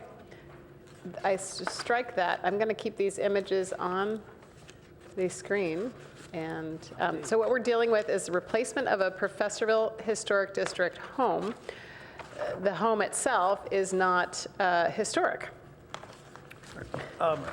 Correct me if I'm wrong, but because this is in Professorville, this will come back to the board for approval. Correct. When the final project is Well, when the project's designed. submitted. We do not have an application on file Right. at present. If an application is made, then it will come back again. Correct. Okay. So this is because the HRB collectively in past study or retreats has indicated the desire to have study sessions early as possible. We had the opportunity, I had the opportunity to meet the applicants who are here, the architect, in a preliminary individual review meeting where it was revealed that a 2-story home would be replacing this home. And I mentioned, well, it's Professorville, so we have to go through all of that. Evaluating a 1997 home as a contributor to a district is kind of interesting. Evaluating the proposed home as a contributor to the district is also, I guess, interesting. And that's your purview is to do that. But for now, it's just early opportunity to comment on the proposed removal and replacement. So I'm Okay. going to ask the applicants to come and Applicant want to make any comments? come up and you do have the plans for this, correct? Yes. Okay. In the Contained in the packet, yeah. That's what I was just unfolding. That's why it's such, we have a lot of material in this packet, because. Welcome. Hi, I'm Catherine. So a little history on this property. Originally, there was a house that was built in 1906 or 7 by the Dr. Newsom, and we had the opportunity to do a fair amount of research trying to look into the history of the house because our client was curious about it. And it was a shingle house. Unfortunately, we didn't find any photos of it other than some interiors in one shot of the last family that lived in the house up on the front porch of it. It burnt down in 1959 or 60 and then was an empty lot for a while, and a renowned gardener, Barbara Worrell, has rose gardens there. And then a family built this house in 1997. So our understanding with Amy was, first step was for you all to look at the potential historic value of this 1997 house. So here we are to ask permission to take this house down to potentially build a replacement home.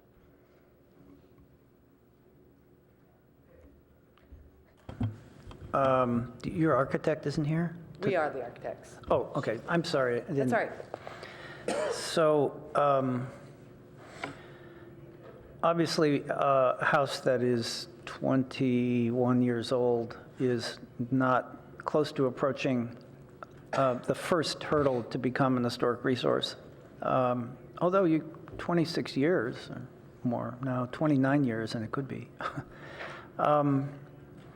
So I guess the review we would want to make is how the proposed house will complement the neighborhood, the structures in the neighborhood, because this is a historic district. And so I think you were probably here for our first study session when I said, what we evaluate is compatibility and differentiation, which is mass, scale, form, materials, so forth.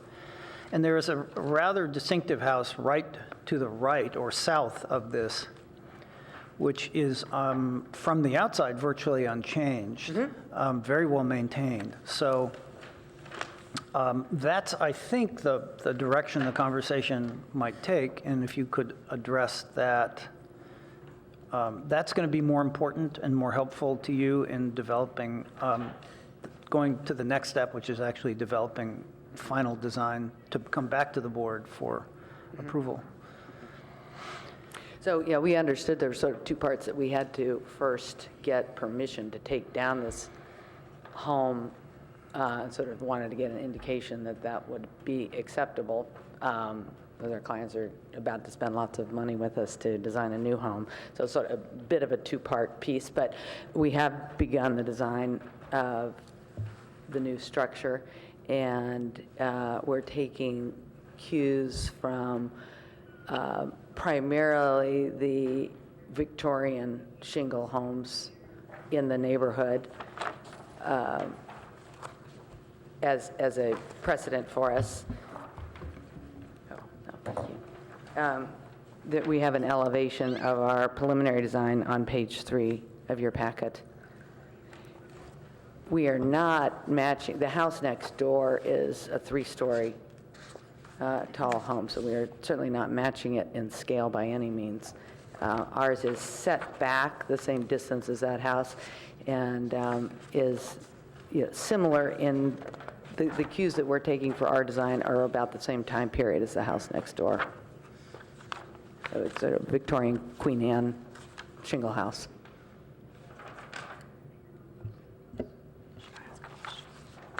Margaret, you have a... Yeah, so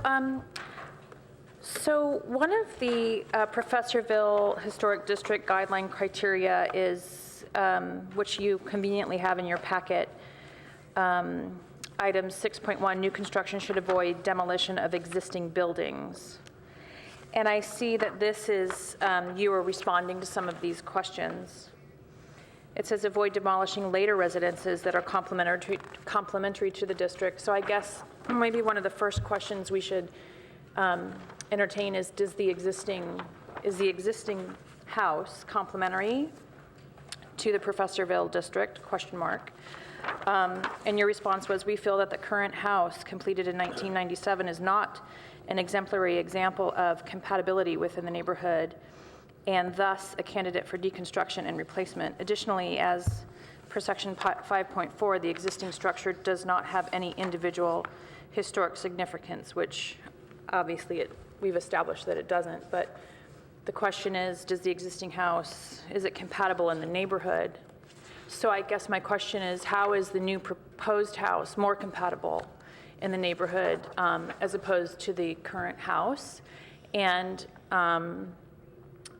I'm sure you've considered all of the possibilities, but obviously you could remodel the exterior and make it look more like a shingle-style house, maybe remove some of the neoclassical elements and tone it down. But I guess my main question is, how is the proposed house more compatible with the Professorville guidelines than the existing house? Yeah. First, just briefly a little bit more about the existing house and why the clients didn't want to remodel it.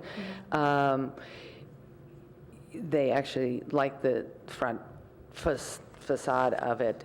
It was more the configuration and actually partially the deterioration of the house. There's a lot of dry rot inside, but primarily it was the interior configuration, which had, especially on the second floor, a dark center hall and very few windows for bedrooms. There's some nice windows in the front section here, and also facing the rear, sort of directly behind it, the master bedroom.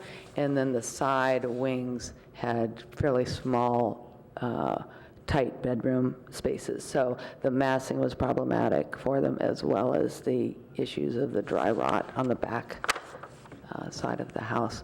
As far as why they chose the style they did, a big piece was the materials of having a shingled clapboard house was something that appealed to them, more so than the stone, on the stone and stucco.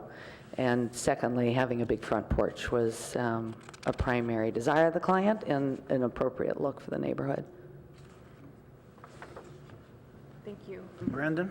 I can't. I was trying to look on this. I thought I'd seen it before. Where's the new house? I see the existing house in relations to the setbacks and the distance from the surrounding houses. I can't find it for some reason.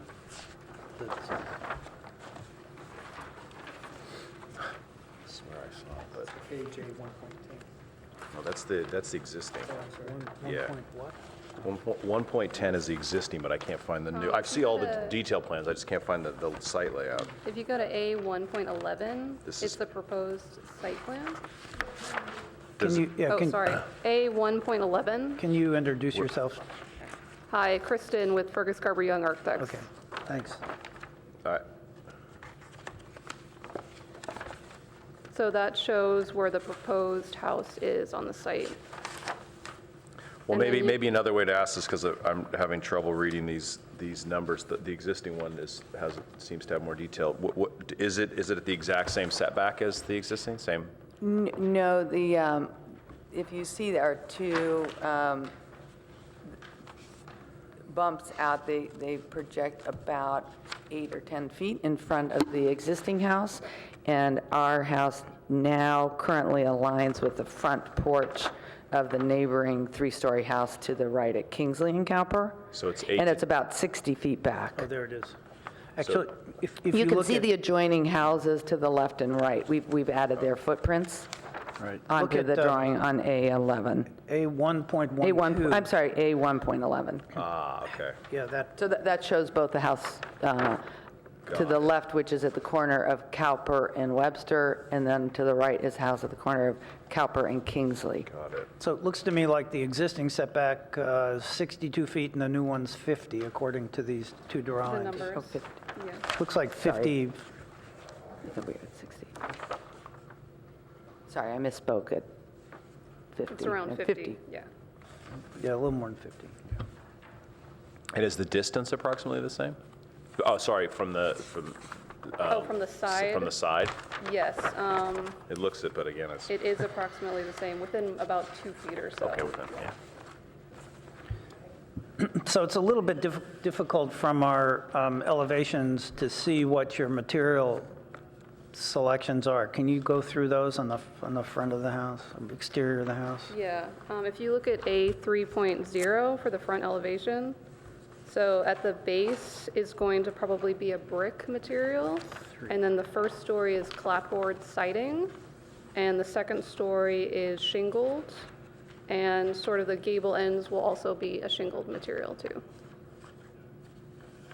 And then you said the brick, is there a brick wainscoting, or is that? Yeah, that low brick wainscot at the bottom, That's on the house, that's not, that's on the house. That's not a wall or something? No. Okay.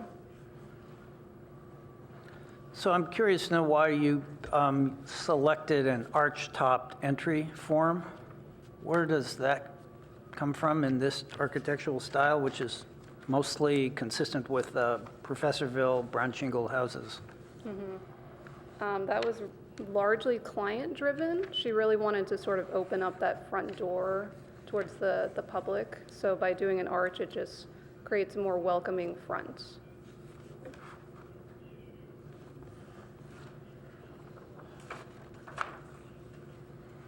Roger. If you look on page 172, packet 171, 172, and then I just pulled out A30, which is the front of the house. I'm actually sort of, when I look at the photograph of the existing house, and my mind memory doesn't work too well, but I think something on this house came before the board in my ancient days, 12 or 15 years ago or more. But anyway, so I look at the existing photo of the home, and it has a really nice feel to it, consistent throughout. Then I look at the sketch, and I say, what is going on? I mean, there's this big box, and one end of the house has no windows. It's just got this tall chimney. The other end has little windows on the second floor and big grid windows down on the first floor. I think the whole facade just isn't working. I mean, the materials and everything are just not selected well. And that arch, it just, as just mentioned here, it just looks totally out of keeping. It either needs to be bigger or narrow. But then you look around there, there's that one little door, and each side of that is all solid wall. It's a very it doesn't look very friendly to me, and the blank wall, it's when you compare the two here, it's just, the older home just has a really great feel to it, and this one just looks incomplete. I'm not sure what to say. You're welcome to build it, but I think it doesn't look very good. Roger, I'll speak to that. This is Catherine. This was a preliminary massing model that we showed to Arnold and about a month ago. Yeah. So we have been developing it a good bit since then with windows studies and refining the details. There are windows on to the left. We do have more windows on the front porch. The two sides look a little bit more similar. So this was an in-progress massing model for that meeting to test location on the site and massing, sort of the big issues for pre-IR. And we just thought it was best, since that's what Amy had seen at that meeting, that we consistently show where we were at that point, as opposed to a progress drawing. And I'm sorry, because we understood that this was primarily about getting permission to demolish the other house. So we did not come with progress set of what we're working on. Well, yeah, it's a study session. It's not, actionable today, but it's just an opportunity to discuss the fact of removal of something in Professorville that isn't historic. And then next steps, yeah. Martin? Yeah, Amy, so when the formal application, we'll be seeing this formally, right, for the new? Correct. Oh, great, thank you. Picking up on Board Member Wimmer's comment about Professorville Historic Design Guidelines, avoid demolishing later residences that are complementary to the district. I share Board Member Wimmer's comment. I think the existing house is complementary to the district. And environmentally conscious question, why demolish this existing building? You mentioned a program for the client. But we have the historic district design guidelines. Avoid demolishing later residences that are complementary. So it's complementary. Do you agree that the existing house is complementary to the district? That's my question. Yeah. If it's not complementary, then it's okay. But if it's anyway, that's my comment. Kristen, you said? Yeah, Kristen mentioned the arch was client-driven. I think architects have a good voice on compatibility. So I'm an architect, I've got clients, and they request certain things, but as their architect, I need to respond to guidelines and stylistic things. So I share the comment about if the arch is incompatible with the proposed design. Okay. Permission to demolish, that's not an HRB decision, is that correct? I don't know if that's our purview to question, but it's the idea of our guideline is avoid demolishing later residents that are complementary. And Board Member Wimmer's comment is, what's not complementary about the existing structure? So I would answer your question in a more general way. It's not that we would necessarily provide an approval to demolish, but we'd need to be convinced that the removal of the existing building somehow didn't meet the guidelines. And I think at this point, you're going to have to work harder than you have in making that case. So that's the first step. And then the reason that, and I share Martin and Margaret's concern about that, as a member of the Professorville Guidelines Committee, or because I participated in the development of those guidelines, the purpose of that particular paragraph was to avoid removing buildings that were clearly not yet historic resources as defined by the federal and state requirements, but that were complementary. So that's a tough hurdle for you to get over here, I think. And also, I have some problem wondering why I can't imagine the amount of dry rot that you would need on a building that was 21 years old that would require the total demolition of the building. I understand in Palo Alto that financial considerations no longer really apply to a lot of homeowners. It's just a different city than the one I grew up in, but still, you need to get over that first hurdle and then convince us that this really needs to be demolished. That's something you come back. That'll be part of your application when you get back. Margaret?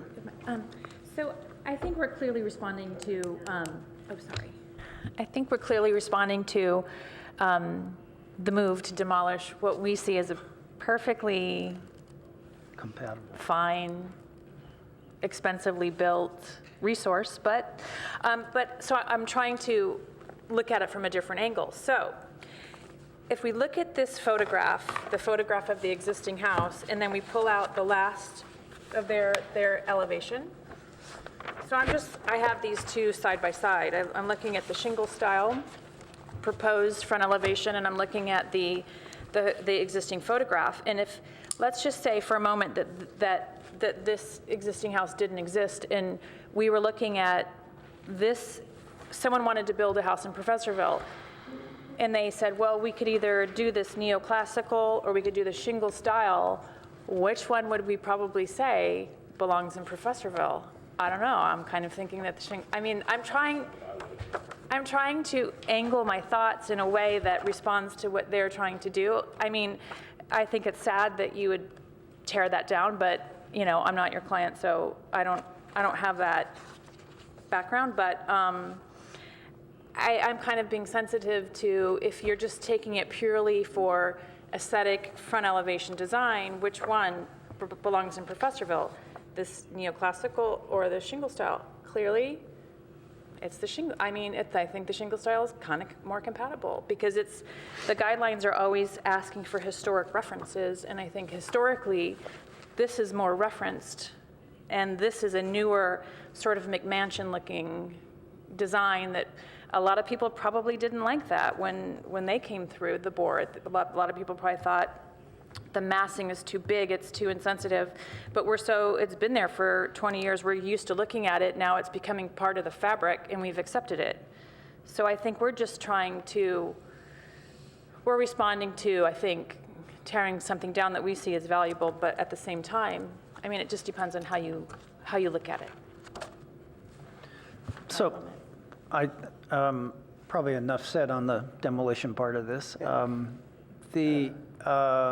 My impression of the design that you proposed here on page 3.0 is it's a little busy. 3 different materials in the front of the house. They're all in Professorville, but I can't remember a building off the top of my head that has brick wainscoting,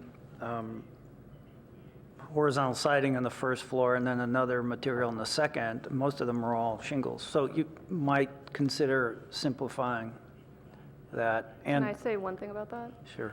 We did look at precedents for that material, and there are buildings in Professorville that do have those 3 materials in that order. Right. I'm sure they are, but as I look at this, it just looks busy to me as I see it built. The other thing is the window arrangements are again, I think, too busy, and if you wanted to use diamond motif in the windows as a kind of a transom, I don't think you'd typically see then a multi-divided light on a double hung below with a single light. I mean, it's just odd, frankly. I mean, one or the other would be typical, although multi-divided lights might be a little later in the iteration. At any rate, those are my thoughts about the materials, and it would be nice to see this.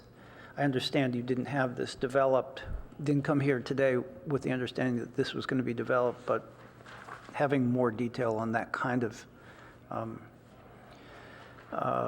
those selections will be helpful. Other comments? Brandon? Where are the other houses that you saw? I'd take a look at them when I have time, but with the clapboard and the shingle or the multi-material? You said you saw some other ones in Professorville. Do you have those, or you know where those are? We can happy to send some addresses. That'd be great, yeah. Send them to Amy and she can pass them on. For Amy, that would be great, yeah. I don't think that's Roger? so unusual. I kind of remember seeing it several times, couldn't tell you where, but I'm more interested when I look here at the varying windows. The first floor has the grid windows, and the upper one is... Again, please don't focus on this. This was a passing massing model. Okay, all right. I don't want to say passing. It does still have a not this plain art. It does still have an arched entry porch, but much subtler, and If there was a the little more windows are a oomph- good bit If different. there's a little more oomph to the construction of the arch, it might help. Right now, it's so wimpy and thin, it doesn't, it looks like you went to the, well, it just doesn't, it's not enough to really, oh, never mind. All right. Michael? Yeah, thank you, Chair Bauer. When I'm looking at page 172 on the rendering of the proposed project, to me it looks like it's from about the second story up is one style, and the first floor is a different style. It's like 2 different houses, like you've superimposed a more traditional shingle-sided house on the upper part, and the bottom is entirely different style. Am I reading it? wrong? I don't think that's that unusual myself. It's like two different houses that are kind of glued together. The stylistically, it doesn't seem to be harmonious. Well, All right, so I don't want to keep circling back on this. Brandy, you have another thought? I was New ju- one? I was just going to, yeah, no, probably not. I was just going to circle back on, isn't this where we really should be focusing on the demolition here of the existing, right, versus anything else? Okay, well, I think I that, mean, I don't. we do circle back. If anybody wants to go back to the demolition issues, I think we've probably covered the concerns, unless someone has a concern, another concern that hasn't been expressed. I don't see that. And also, considering how late it is, any other, let's wrap this up and. May I ask a point of clarification? Are we in our next meeting to prove that our house is more compatible than what's being proposed to take down, or what is our goal relative to having permission to put a new house on the site? Well, it's an interesting question. I would say the way you would proceed is to address the guidelines, demonstrate that you're complying with the guidelines, and if you are going to remove that building, demonstrate why that would be preferable to retaining it when the guidelines say to retain it. That's the hurdle you have to get over first. And then the second review would be the design that you propose. And while the first hurdle is the demolition question, it's also going to be the replacement building, I think, will also tie back to that. So the replacement building would have to be almost more compatible. I don't know if that's the right term to use, but I think that's really the issue. Mm-hmm. So back to Margaret's point, that if we're taking this down, we're providing something that's more compatible to the guidelines than what is currently there. Yeah, the guidelines in the district, the overall district characteristics. Does that express the board's view? Okay. Yeah, and maybe just pair it with some photographs and some images of some existing houses that are maybe you're trying to emulate some detailing, improve upon, but emulate, just have the historic references of houses in the district that have some characteristics that you're trying to incorporate. That might be helpful. And I think that would be easy because I think there's a lot of this around. Yes, and we have gathered some, and I apologize because we didn't realize we were to have those materials for this go-around. Okay, any other comments on this? No, all right, well, thank you. We'll look forward to seeing you again. All right, item number 4. We're at action items. I don't think we have any action items, do we? Agenda item 5 is minutes. Yeah, well, I'm just down at the bottom. I would like to suggest that we review minutes in our next meeting. This was a long enough meeting preparation that I didn't get a chance to go over the minutes unless the board wants to move forward with that. I would suggest we just pick these up at our next meeting. Any objections to that? I don't see any. I don't object to just approving them without reading them too. They're verbatim minutes, so they're transcriptionists' Yeah, right, I get, interpretation of what was heard, yeah. I know, but I would like to read them, but if the boards would like to move forward and approve them, then I hear a motion, I'll entertain a motion. All right, not hearing one, we'll put that off until our next meeting. There are no subcommittee items. I would like to bring to the board's attention that the City Council has approved the Eichler Design Guidelines, and a resolution of approval is in our packet. There is a paragraph in this resolution that I think the board ought to look at. And that is on page, it's section 1, page 3, and it's, just so you can see it, it's on this page, the one that has all these little dots. It's in here. All right, and let me just read the paragraph to you, because this was a paragraph that was first published on the agenda in with different language, and then it was, I don't know how you describe this, it was modified on the night of the council meeting. But it says the individual Eichler homes, this is section 1, paragraph 3, individual Eichler homes in Palo Alto are not considered historical resources pursuant to Government Code 21084.1, that's a state code, unless they contribute to the significance of a locally designated historic district or an historic district that's been deemed eligible for or listed on California Register of Historic Resources or the National Register of Historic Places. I bring this to your attention because when I read section 21084.1, it seems to me that this particular paragraph contradicts that section of the state code. And it was somewhat controversial at the city council meeting, and I didn't have a sense when I was there of the reason why this particular paragraph was written in this manner, but I think it's worth our attention and to maybe get the city attorney, who I think wrote this, I don't know who wrote it, but the city attorney defended it as defensible and appropriate, but I think that my understanding of CEQA, it's confusing, and that's not good for the city to put into a code that then opens an opportunity for somebody to come back and challenge it. So ask you all to look at this. Martin? Yeah, thank you, David Bauer. On the Eichler Guidelines, page 115, take a look.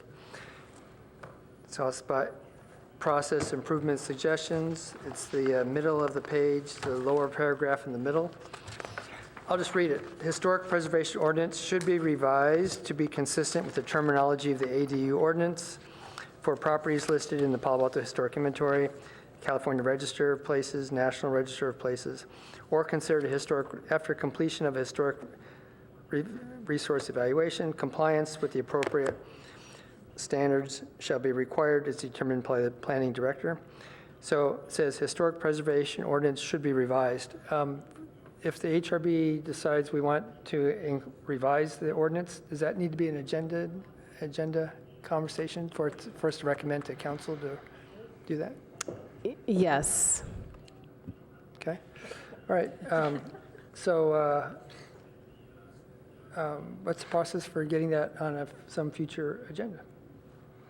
So are we talking about the ordinance that will be generated from this resolution? Because I think that's the next step, isn't it? Yeah, I think we're departing, we're not departing from the Eichler Guidelines because you saw it in the Eichler Guidelines. I think that's another conversation as to what's next, and I'd be happy to enlighten you. I didn't realize that you had these, I don't have what you're looking at.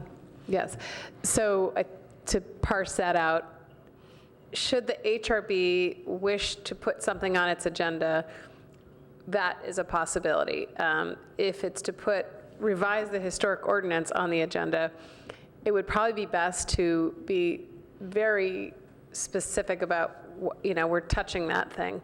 Why are we touching it? It's going to raise concerns. The realtor community is already highly concerned about the policy that was put into the comprehensive plan about don't demolish, resources that might be eligible for California. So I'm just saying we have to tread lightly at this point as far as whether we embark upon that. All right, thank you. And probably not soon. Sure. Because Okay, I don't. well, maybe we'll think about that and revisit it later. So in terms of my question, this resolution then is transformed by staff into ordinance language, and then, or no, is this it? No, so the council on April 2nd, I probably should have put this as an agenda item, but we're talking about, something that happened. The council adopted for voluntary use the Eichler guidelines. They did not take up the staff recommendation, which was to come back with an ordinance that said we will use these in our individual review program for reviewing new two-story homes in Eichler neighborhoods. What they said was, we direct staff to come back with, along with the fix to the single-story overlay problems that I'm not going to go into, Right. is that we come back with an option for people to self-select as Eichler overlay districts. And with that, they would need to use the guidelines or a portion thereof for new homes, for changes. So that's going to be a whole nother thing, right? And outreach, hearings, Right. what have you. It's not happening this month or next month. No, that's a longer-term program. That's the next, if you remember, board, we evaluated various steps forward when we reviewed, the last time we reviewed the Eichler guidelines, and that was the second, that was like a second option after the adoption of these. All right, anyway, we'll figure out a time to get this paragraph on the agenda so we can look at it more closely, make sure it's fully understood by the Palo Alto residents I have and one by the last board thing. members. Maybe that could be a retreat item for our next retreat. Well, 'cause- our next retreat is, what, 9 months away? It's many months away. There's no restriction. If you want to have another retreat, I mean, you don't have to only have them once a year. You can have I was looking for items to. Yeah, I mean, I wouldn't have it before I have a new planner, but maybe when I have a new Yeah, planner, right. that would be the time that would be, let's convene for discussion. Well, we'll get together and figure out an appropriate time to do that. Any other board, Roger, board? member? Well, I just was going through this magic book here. This is a homework. You're referring to the, Page it's. Page the- it- 11. It's the comprehensive plan you're referring to. Long, long time ago. Martin? Thank you. Thank you, Chair Bowman.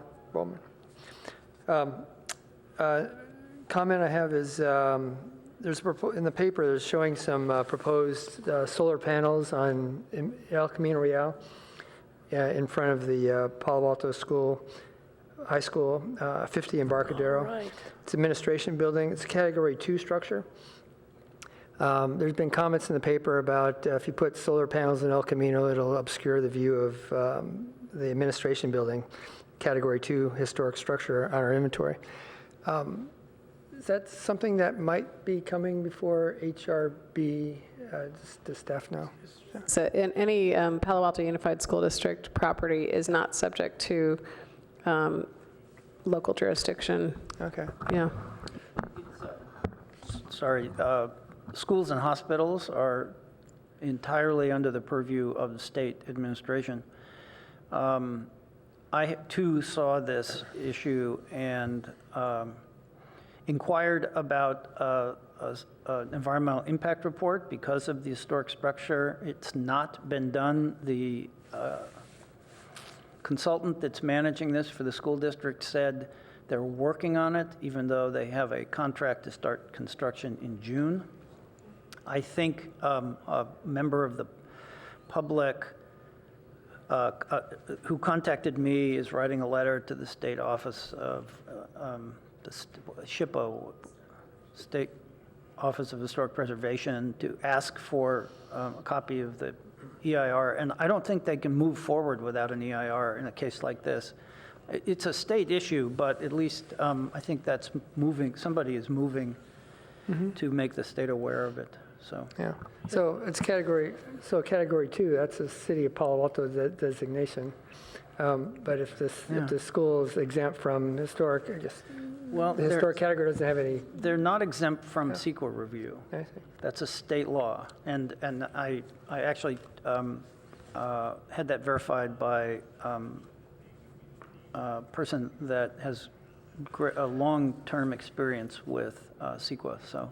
I would just say, I would ask whether, whatever building you're speaking about, if that is actually listed as a California Register of Historic Resources, register building. It's listed on Palo Alto's. Right, but that's not the same as being listed Right. on the state's register. So Right. that would be a question I would have for anyone who's looking into it. Well, the language that was forwarded to me said it could be local, state, or federal.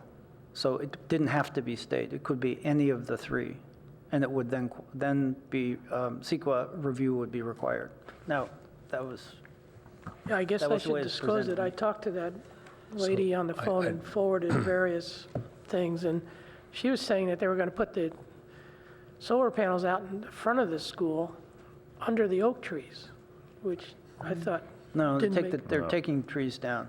I mean, it's They're taking the trees down? Oh, my gosh. not oak trees, but it's a very quickly planned and maybe not completely considered approach to this. I'm totally in support of solar arrays on schools, and they just built 2 huge new buildings on that campus, the gymnasium and they didn't prep them for this, and those buildings could easily be covered with panels. And of course, it's a difficult issue to get any clarity on, because there seems to be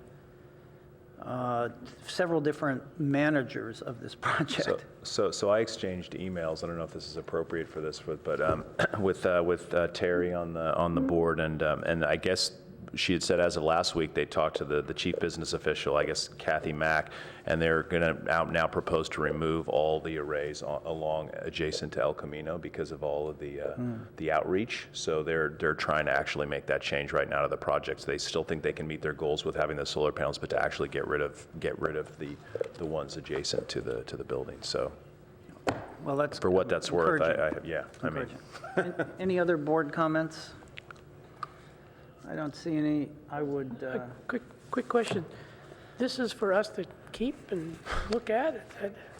Did you all receive the comprehensive plan? Okay, I wasn't Yeah, we're supposed to memorize them, and we'll have a test at our next meeting.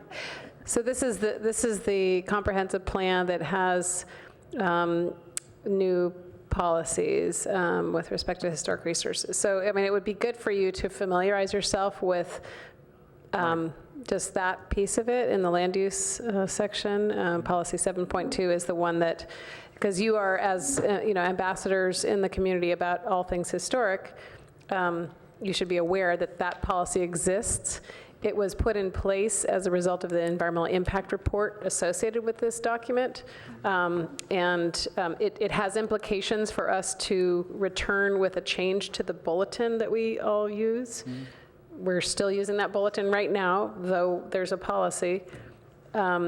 We have some time to implement that policy, and that is this year. So we will have further discussions this year about that. Okay. All right. Please let Amy and Robin know of any meetings through the rest of this year you'll miss, so we have quorums. And with that, I think we can adjourn.